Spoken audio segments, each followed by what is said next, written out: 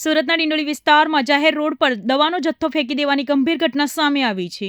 સણિયા કણદે ગામ નજીક અજાણ્યા શખ્સો દ્વારા એક્સપાયરી ડેટવાળી દવાઓનો જથ્થો રજળતો મૂકી તેને સળગાવવાનો પણ પ્રયાસ કરવામાં આવ્યો હતો. આ બેદરકારીને પગલે સ્થાનિકોમાં ભારે રોષ જોવા મળી રહ્યો છે. ઘટનાની જાણ થતાં જ ગામના સરપંચ અને ડિંડોલી પોલીસ ઘટના સ્થળે દોડી આવ્યા હતા.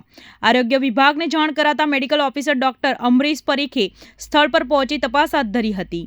પ્રાથમિક તપાસમાં જાણવા મળ્યું છે કે આ દવાઓ કેલ્શિયમ અને કફ સિરપની છે અને કોઈ પ્રાઇવેટ હોસ્પિટલ કે ક્લિનિક દ્વારા અહીં ફેંકવામાં આવી હોવાનું જણાય છે. મેડિકલ ઓફિસરના જણાવ્યા અનુસાર જાહેર રોડ પર આ પ્રકારે દવાઓ બાળવી અત્યંત જોખમી છે. દવાનો ધુમાડો શ્વાસમાં જવાથી સ્વાસ્થ્યને નુકસાન થઈ શકે છે. સાથે જ જો કોઈ બાળક અજાણતા આ દવાના સંપર્કમાં આવે તો મોટી દુર્ઘટના સર્જાઈ શકે છે. હાલમાં તંત્ર દ્વારા આ જોખમી કચરો કોણે નાખ્યો તે દિશામાં તપાસનો ધમધમાટ શરૂ કરવામાં આવ્યો છે. જી, આપનું નામ ને આ કઈ જગ્યા છે અને આ દવા મળી તમને કેવી રીતે મળી? જસપાલસિંહ સોલંકી, સરપંચ સણિયા કણદે. સણિયા કણદે હદ વિસ્તારમાં આ દવાનો જથ્થો જે એક્સપાયરી દવા છે એ કોઈ નાખી ગયું છે. એ અમને હાલમાં જ જાણ થઈ કે 2-3 દિવસ પહેલાં નાખી ગયા છે. એટલે અમે આરોગ્ય વિભાગના અધિકારીઓને પણ જાણ કરી છે. એ લોકો બી પહોંચી ગયા છે સ્થળ ઉપર અને આગળ એની તપાસ કરીને પોલીસને બી ધ્યાન દોરવામાં આવશે અને જે પણ લોકોએ આ કૃત્ય કર્યું છે એની ઉપર કાયદેસરની કાર્યવાહી થશે એવી ખાતરી આપું છું.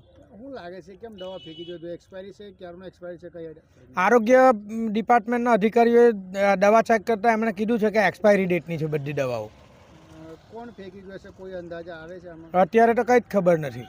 અમે પોલીસ કેસ કરવાનું કંઈક હાલ માહિતી મળી? આરોગ્ય વિભાગના અધિકારીઓએ કહ્યું છે કે પોલીસને બી જાણ કરીને યોગ્ય કાર્યવાહી કરાવીશું. જી, આપનું નામ ને આપનું હોદ્દો? હા, હું doctor R M Shantibhai Parekh, medical officer, પ્રાથમિક આરોગ્ય કેન્દ્ર 184 સુરત.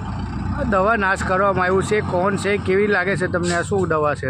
આ દવાઓની પ્રારંભિક તપાસમાં અમને ખબર પડી છે કે આ દવાઓ પ્રાઇવેટ પરચેઝમાંથી છે, જેમ કે પ્રાઇવેટ મેડિકલમાંથી યા પ્રાઇવેટ ક્લિનિકમાંથી લીધેલી હશે ને જે 2022-2021ની એક્સપાયરી ડેટની દવાઓ છે, જેમાં કેલ્શિયમ અને કફ સિરપ છે, એન્ટીબાયોટિક છે, થોડાક ઇન્જેક્શનો બી છે, જેનો ઉપયોગ શરદી ખાંસી માટે, શક્તિ માટે તથા ઇન્ફેક્શન નિવારવા માટે થાય છે.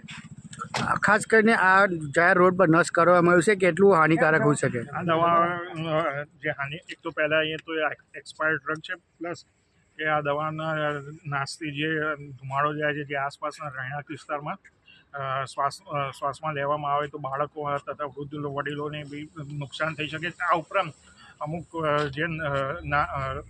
નાના બાળકોના હાથમાં જો આ દવા આવી જાય ને એ દવા લઈ લે તો બી નાના બાળકને મોટું નુકસાન થઈ શકે છે.